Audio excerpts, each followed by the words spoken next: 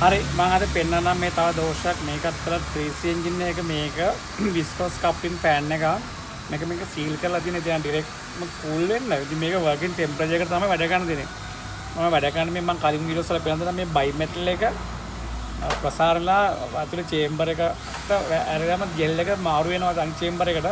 පස්සේ මේ ක්ලච් එකක් විතර වැඩ කරා. ඉතින් මේක ගොඩක් කට්ටි කරන සීල් කරගන්න එක මේව සීල් කරගන්න අවශ්‍ය වෙන්නේ නැහැ. මේක ගැටලුවක් ආවම ඇත්තට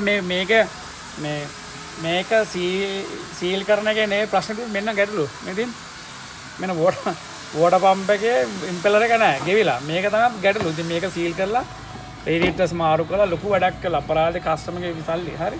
ඉතින් මේකට මං කිව්වා අලුත් එකක් ගෑදෙන කියලා මේ බ්‍රෑන්ඩ් නිව් ගන්න දෙන මේ. එනනේ විස්කොස් කප්ලින්. හරි. මේ බයි මෙටල් එක ඔක්කොම බ්‍රෑන්ඩ් නිව් තිල්මෙන් ජපාන්. ගන්න තියෙනවා දැන් මේවා. හරි. රයිට්. කොහොමද